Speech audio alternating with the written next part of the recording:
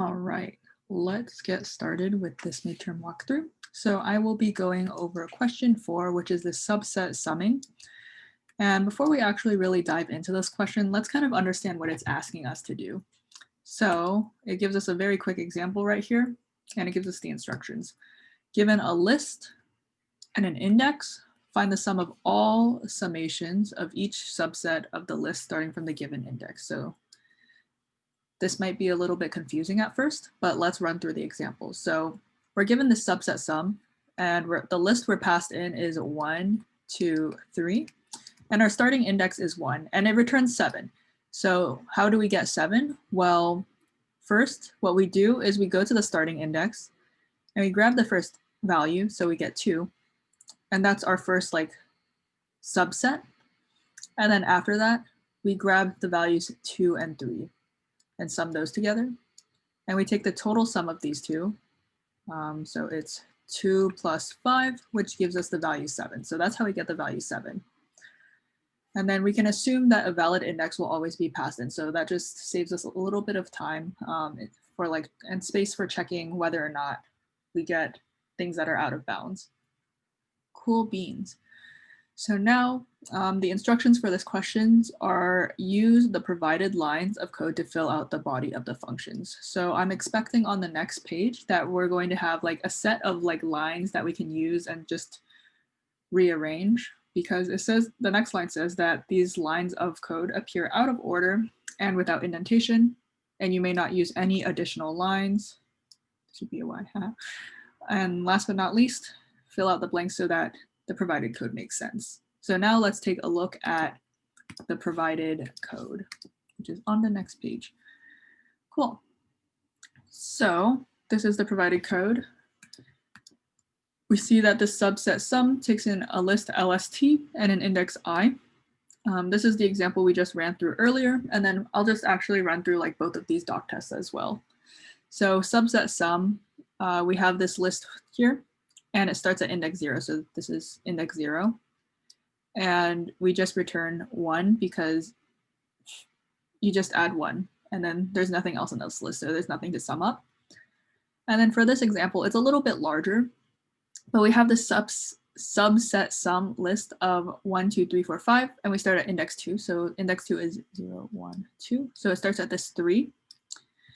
So our subsets are 3, 3, 4, and 3, 4, 5, just like they wrote in the problem.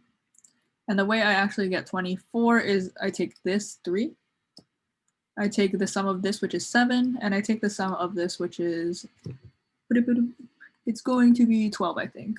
And then once I sum this up, I get the value 22. Cool. So when I'm doing this manually, one thing I'm noticing is I have each individual list, right? And I'm calling the sum of all of the numbers in here. And something that's very convenient is that I have this line right here that says current sum is equal to sum of blank. So what I'm going to guess right now is I'm going to guess that this is going to be some sort of sublist. I'm not sure what it is, but this is just I'm actually not going to write it in there. It's just a little idea I might have right now. All right, and then last but not least, let's talk about the inputs and outputs of this function. So the inputs are a list, LST, and an index I to start at, and the returning value is a number. Okay, cool. So the number I want to return is the total sum of all of the sum of the sublists. So I'm going to, something I find easier for me is that I always write the return statement first. So I write return, and I'm not too sure what to return yet, but I think I should be returning total. And the reason for that is because I want the total sum of all sublists. And that's what I will represent with my variable total. So I'm going to set total is equal to 0 at the very top because I want to keep adding to it in every single iteration that I do and every single sublist I get. And I want to return total at the end. Perfect. So now that kind of eliminates quite a few lines for us. we have 5 total lines right here, and that already eliminates 2 of them.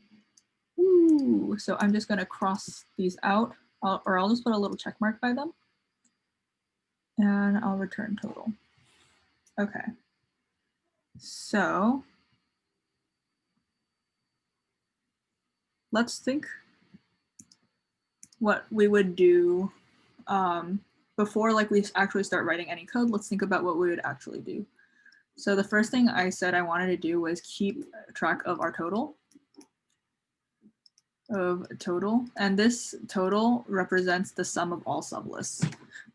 All right, the second thing I want to do is I want to generate each sublist and add it to total. The third thing I want to do is, oh, I actually messed up a little bit. So generate each sublist. The third step is I want to take the sum of each sublist. Fourth thing is I want to add the sum to total. And the last thing I want to do is return total. Oh no, my spelling. All right, so now let's actually go through writing the code. We have these 2 lines written out. And now like one of the very tricky parts about this problem is how do I get all the sublists? And since I'm doing this like over and over and over and over again, my thought is to use this for loop right here. Cool, so I'm just going to write out this for loop. +1, +1. I'm not too sure what to really add or really have for my bounds here. But the next thing I do, like assuming this does give me my current sublist, is I'm going to type, or I'm going to write out the next line I think I need to do. And that is to take the sum of each sublist. So the way I do that is like this very convenient, like current sum is equal to sum of some blank value.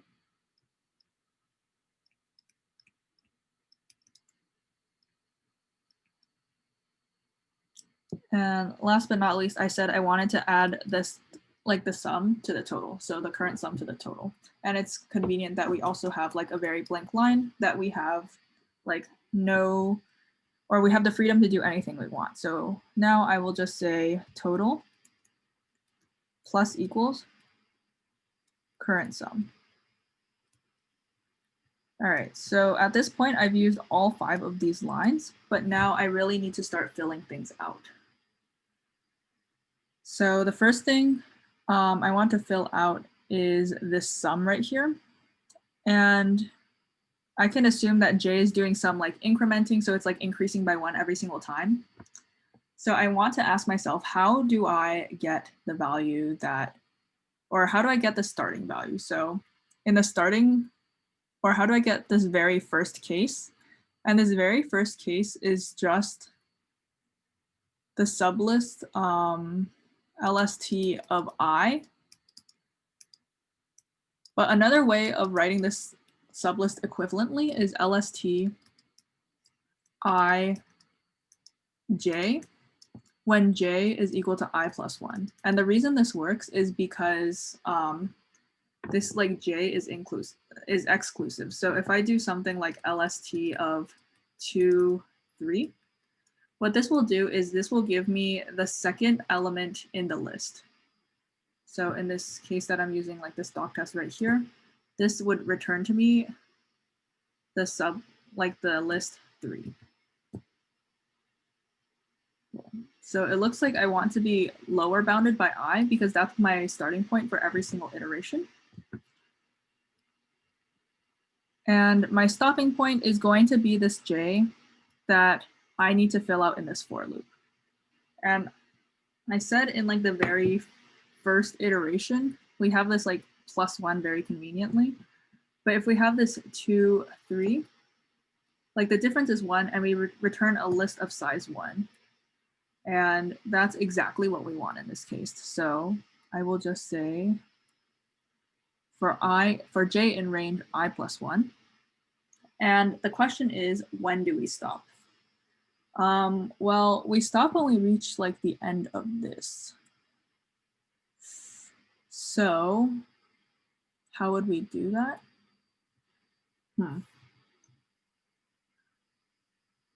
I think it should be bounded by the length of the list, just because like once you go to the end of like the length of the list, then things just, once you reach the end of the list, then there's just no more elements to add. So what I will do right now is I will put len of list, because we should be bounded by the size of our actual list. We can't keep going forever and ever and ever and ever. And that is my solution for this question. But before I actually just wrap this up, I'm going to run a very small test case. So this is something I do on exams when I have a little bit of time remaining. This isn't very frequent, to be honest, and it definitely has become less frequent. But let's run a small test.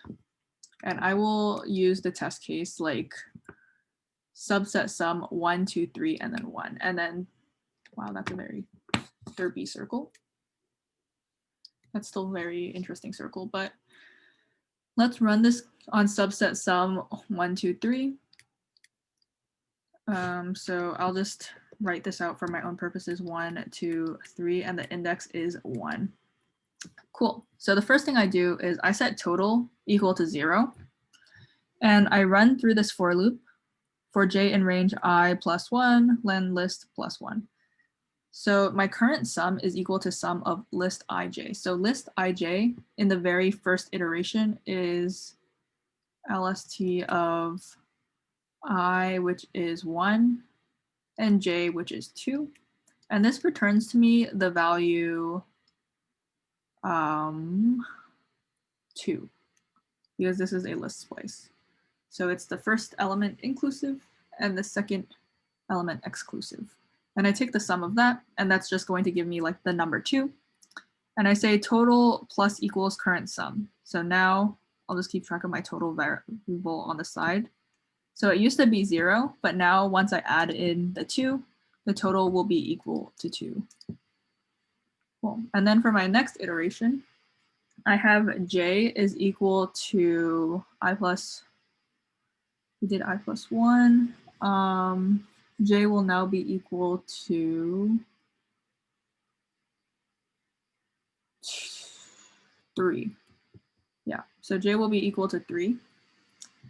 And what I want to do now in this next iteration, I have current sum is equal to sum of list ij. And list ij is going to give me from 1 to 3. And this will give me the list of 2 and 3. So something that you might be confused about, and something that I was also generally confused about when I took this class, or when I took like CS, like Python courses in general, was that this 3, like you might ask yourself, isn't this out of bounds? But the thing is, when we're doing like list splicing and it goes past the end of the list, it just like, it doesn't throw an error. It just gives you like till the end of the list. So you don't really need to worry about errors here. So that's what like would have confused me as a student. Cool. So now we take the sum of this again, and the sum of this here is going to give us 5. And then last but not least, we add total plus equals current sum. So total is now equal to 7. And then we are no longer in the range for this for loop anymore, because the length of the list is 1, or the length of the list is 3. And we're done running this for loop. So at the very end, we just return total, which is 7, and that is the expected value for our function.